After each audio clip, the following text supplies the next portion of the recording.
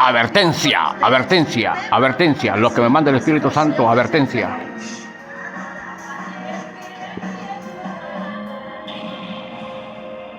Hoy en día, el espíritu de Jezabel se ha infiltrado astutamente en muchas iglesias cristianas, corrompiendo la pureza de la fe con sensualidad, apostasía y enseñanzas falsas. Un ejemplo claro es una supuesta iglesia en África, donde el evangelio ha sido totalmente distorsionado, como vemos en este video, en donde el pseudo pastor se baña en un barril y luego le da de beber esta agua sucia a sus incautos feligreses, prometiendo una supuesta unción superior a todo aquel que beba del agua de su bañadera. Dios tenga misericordia de esta gente. Esta secta africana ha trascendido los límites, donde incluso cantan mujeres en vestido de baño, aclamadas por la iglesia y el pastor. El espíritu de Jezabel no solo fomenta la adoración de ídolos falsos, sino que también promueve doctrinas engañosas que desvían a los fieles del verdadero camino. Bajo su influencia, líderes y congregaciones son seducidos por prácticas y creencias que contradicen la esencia del Evangelio, erosionando la integridad espiritual y desafiando los principios fundamentales de la fe. La lucha contra este espíritu es constante, enfocada en mantener la pureza y la verdad. Recordamos las advertencias bíblicas desde el Antiguo hasta el Nuevo Testamento, donde el espíritu de Jezabel siempre ha buscado destruir la obra de Dios entre su pueblo. Estimado oyente, hoy exploraremos el espíritu de Jezabel. Descubramos juntos qué es este espíritu inmundo y cómo actúa dentro de las iglesias. Antes de continuar, te invito a suscribirte a nuestro canal y activar la campanita de notificaciones para recibir alertas sobre nuevos videos.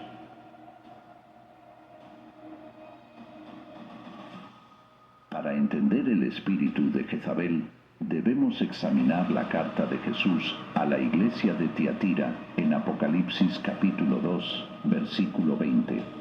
Aunque no podemos identificar con certeza a la Jezabel mencionada allí, sabemos de su tocaya en las escrituras hebreas. La historia de Jezabel se encuentra en los libros de Reyes. Era hija de Etbaal, rey de Tiro y Sidón, y sacerdote del culto a Baal, un falso dios cruel y sensual, cuyo culto incluía prácticas degradantes y lujuriosas. Jezabel se casó con Acab, rey de Israel, y llevó a la nación al culto de Baal. Su reinado junto a Acab es uno de los capítulos más tristes en la historia de Israel. Dos incidentes en la vida de Jezabel destacan y definen el espíritu de Jezabel. Primero, su obsesiva pasión por dominar y controlar, especialmente en el ámbito espiritual. Al convertirse en reina, comenzó una campaña para erradicar toda adoración a Jehová, ordenando la exterminación de los profetas del Señor y reemplazando sus altares con los de Baal. Su enemigo más fuerte era Elías, quien enfrentó a los poderes de Baal en el monte Carmelo. A pesar de los milagros del Señor, Jezabel se negó a arrepentirse y juró perseguir a Elías hasta matarlo. Su obstinada negativa a reconocer el poder de Dios la llevaría a una caída inevitable. Además, Jezabel intervino en la vida de un hombre justo llamado Nabot, que se negó a vender sus tierras adyacentes al palacio de Acab, alegando que sería contrario al mandamiento del Señor. Mientras Acab se lamentaba y se enfurecía en su cama, Jezabel se burlaba de él, ridiculizando su debilidad. Luego Jezabel tramó contra el inocente Nabot, mandándolo a apedrear hasta la muerte para que la tierra pasara a ser propiedad del rey. Esta determinación de obtener lo que uno quiere sin importar quién se destruya en el proceso es una característica distintiva del espíritu de Jezabel. La inmoralidad sexual y la idolatría de Jezabel eran tan notorios que el mismo Señor Jesús menciona su nombre en una advertencia a la iglesia de Tiatira. Leamos Apocalipsis capítulo 2, versículo 20. Pero tengo pocas cosas contra ti, que toleras a esa mujer Jezabel, que se dice profetiza, y enseña y seduce a mis siervos a fornicar y a comer cosas sacrificadas a los ídolos. En la carta a Pérgamo vimos que la doctrina de Balaam seducía al pueblo desde fuera. En Tiatira, sin embargo, la seducción se llevaba a cabo desde el liderazgo de la Iglesia, lo que hacía la situación especialmente grave. Una de las principales dirigentes de la Iglesia es llamada Jezabel por el Señor Jesucristo. Aunque probablemente esta Jezabel del Nuevo Testamento no tenía ese nombre literal, Cristo la describe como una persona influyente en la Iglesia que usaba su posición para atraer a los miembros al pecado. Esto es un reflejo de la Jezabel del Antiguo Testamento, que también influyó en la corrupción de los israelitas. Tiatira era un centro comercial, por lo que es probable que la Jezabel mencionada en Apocalipsis capítulo 2, versículo 20, fuera rica e influyente, con cierto poder en la economía local. Según el manual de la Biblia de Halley, Tiatira era un centro comercial con más gremios que cualquier otra ciudad en Asia. La necesidad de pertenecer a un gremio en esta comunidad comercial intensificó la tentación de comprometerse con prácticas corruptas. Por lo tanto, es adecuado encontrar a una mujer llamada o apodada Jezabel al frente de un grupo que buscaba comprometerse. Esta mujer enseñaba a los miembros de la Iglesia a ser amigos del mundo, lo que equivale a adulterio espiritual contra Cristo. El apóstol Santiago lo dice sin rodeos: «Oh almas adúlteras, ¿no sabéis que la amistad del mundo es enemistad contra Dios? Cualquiera, pues, que quiera ser amigo del mundo, se constituye enemigo de Dios». Santiago reconoce que no podemos ser amigos del sistema del mundo, que está en rebelión contra Dios, y al mismo tiempo ser amigos de Dios. Tal amistad con el mundo significa ser hostil hacia Dios, desafiar su voluntad y despreciar su propósito. Disfrazar esta actitud no cambia el hecho de que es un desafío implícito a Dios. Dios es santo y aborrece el pecado. Es el ser más intolerante ante las obras sucias, egoístas y rebeldes del ser humano. Nosotros, como cristianos, debemos amar esa intolerancia de Dios y ser igualmente intolerantes ante el pecado impenitente. Algunos incluso se creen más piadosos al declarar la tolerancia como una virtud cristiana aplicable al individuo, pero no a sus prácticas. La frase famosa del humanista Gandhi, «Dios aborrece al pecado pero ama al pecador», a menudo es mal interpretada. Sin embargo, Dios no solo condena y castiga las prácticas pecaminosas, sino también a los individuos que las cometen. Dios está en contra del pecado y de la corrupción en la Iglesia, no solo de las prácticas externas. Sus ojos, como llama de fuego, penetran hasta lo más profundo del problema, viendo el pecado con total claridad y detestándolo profundamente. Mientras nosotros todavía tenemos una visión nublada del pecado y lo vemos en tonos grises, necesitamos ser refinados por el Espíritu Santo para reconocer la verdadera magnitud de la maldad que toleramos y pedir perdón a nuestro Señor. En Génesis capítulo 19, vemos cómo Dios destruyó a Sodoma y Gomorra por su maldad. Dios está airado todos los días contra el pecador, como dice el Salmo 5, versículos 4 y 6. Porque tú no eres un Dios que se complace en la maldad, el malo no habitará junto a ti. Los insensatos no estarán delante de tus ojos. Aborreces a todos los que hacen iniquidad. Destruirás a los que hablan mentira. Al hombre sanguinario y engañador abominará Jehová. Este es el consuelo que pueden encontrar las personas piadosas, que pueden sentirse abatidas al ver cómo predomina el mal en el mundo, causando una profunda tristeza interior. ¿Cuál es el consuelo para las personas fieles a Dios en tiempos como estos? El salmista nos lo revela. El odio que siente en su corazón hacia el mal demuestra que está del lado de Dios. Dios también aborrece el mal. Al observar un mundo controlado por la maldad, que no agrada a Dios ni a aquellos que le conocen, entendemos que el mal no tiene cabida en él. Como dijo Juan en su primera carta, capítulo 1, versículo 5, Dios es luz. Antes de empezar con el mapa de experiencia, lo primero que haremos será venir hacia la tienda de objetos de Fortnite y le daremos al botón de que abajo de apoya a un creador. Colocar y no hay ninguna tiniebla en él. El profeta Habacuc, al recibir la noticia de que los caldeos iban a invadir la tierra de Dios, expresó en el capítulo 1, versículo 13, «Eres muy limpio de ojos para ver el mal, no puedes ver el agravio, aunque la maldad pueda prosperar por un tiempo. El día de la destrucción y vergüenza eterna se acerca para aquellos que practican mentiras e iniquidad». Dios ha dejado claro que se aproxima un día de juicio y que el mal no prevalecerá. En el libro de Apocalipsis, capítulo 21, versículo 8, se nos dice, «Pero los cobardes, incrédulos, abominables, homicidas, fornicarios, hechiceros, idólatras y todos los mentirosos tendrán su parte en el lago que arde con fuego y azufre, que es la muerte segunda». No somos nosotros, sino la Biblia misma, la que anuncia que el juicio de Dios vendrá sobre la tierra. Por ejemplo, el homosexualismo es una práctica que Dios no tolera.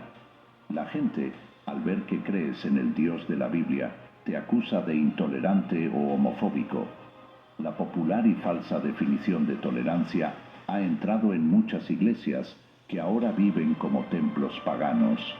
Han convertido sus lujosos edificios en centros de entretenimiento, donde multitudes acuden a escuchar un evangelio de avaricia.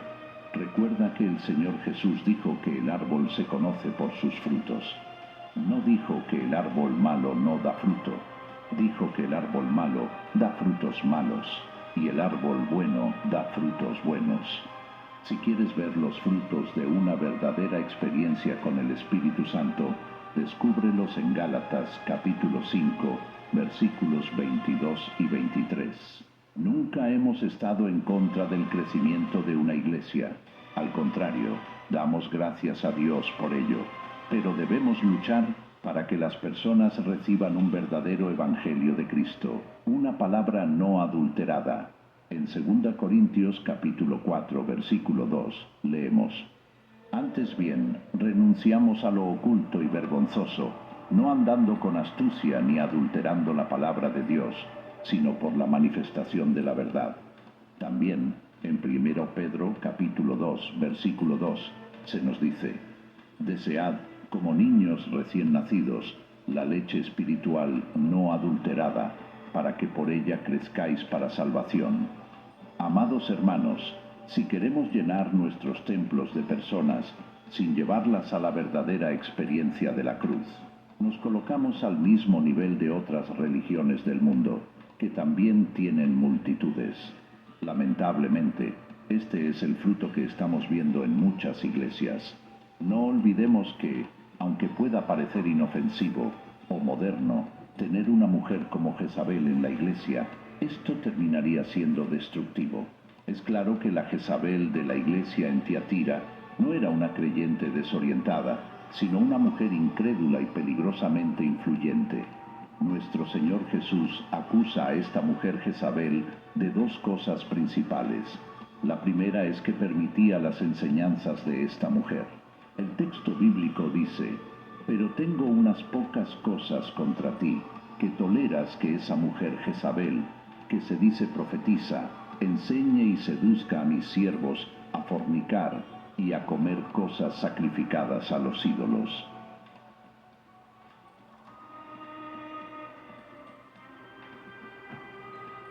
El hecho de que se hiciera llamar profetisa implicaba que afirmaba tener una autoridad divina para enseñar. En el Antiguo Testamento, Dios reprochó a aquellos que profetizaban en su nombre sin su autorización. El pecado de la Jezabel de Apocalipsis era enseñar bajo una supuesta autoridad de Dios aspectos contrarios a su palabra. La Biblia nos exhorta a examinar toda enseñanza para comprobar que esté en concordancia con la verdad, como los discípulos de Berea, quienes escudriñaban las Escrituras para verificar la enseñanza del apóstol Pablo. Leamos en Hechos capítulo 17, versículos 10 y 11. Inmediatamente, los hermanos enviaron de noche a Pablo y a Silas hasta Berea, y ellos, habiendo llegado, entraron en la sinagoga de los judíos, y estos eran más nobles que los que estaban en Tesalónica, pues recibieron la palabra con toda solicitud, escudriñando cada día las Escrituras para ver si estas cosas eran así. De igual forma, el apóstol Pablo escribía a la iglesia de Corinto, exhortándolos a examinar los dones de profecía en la iglesia. Y a los tesalonicenses les pidió que examinaran toda profecía y retuvieran lo bueno. Al parecer, la iglesia de Tiatira pasó por alto este punto y se dejó llevar por las enseñanzas de esta mujer llamada Jezabel, que se hacía pasar por profetisa. La segunda acusación contra esta mujer Jezabel era que ella engañaba o extraviaba a sus siervos, llevándolos a fornicar y a comer de lo sacrificado a los ídolos. La fornicación puede entenderse tanto en un sentido espiritual como físico.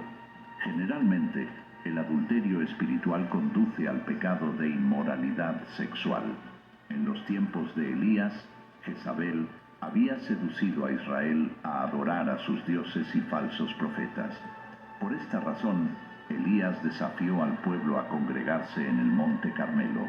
Así, vemos que el mismo espíritu que operó en Israel en tiempos de Elías estaba actuando en la iglesia de Tiatira, manipulando a los líderes e introduciendo enseñanzas diabólicas bajo la apariencia de una profetisa y provocando que los creyentes comieran de lo sacrificado a los ídolos. La Jezabel del Antiguo Testamento tuvo la oportunidad de arrepentirse cuando Dios envió al profeta Elías a demostrar que Jehová era el único Dios verdadero. Después de esto, Elías hizo un llamado al arrepentimiento, pero Jezabel se negó a escucharlo y mandó a cortar la cabeza de Elías. Parece que la Jezabel de la iglesia en Tiatira también recibió advertencias para arrepentirse, pero no quiso hacerlo. Por lo tanto, el Señor estaba dispuesto a tratarla con severidad. Leamos Apocalipsis, capítulo 2, versículos 21 al 23. Y le he dado tiempo para que se arrepienta, pero no quiere arrepentirse de su fornicación. He aquí, yo la arrojo en cama y en gran tribulación a los que con ella adulteran, si no se arrepienten de las obras de ella, y a sus hijos heriré de muerte, y todas las iglesias sabrán que yo soy el que escudriña la mente y el corazón, y os daré a cada uno según vuestras obras. El hecho de que Dios haya dado tiempo para arrepentirse muestra su paciencia y misericordia. Aunque el llamado al arrepentimiento se dirige a Jezabel y no a la iglesia en general, el texto indica que no había disposición en ella para dejar su pecado. Por lo tanto, el Señor advierte sobre el juicio que vendrá.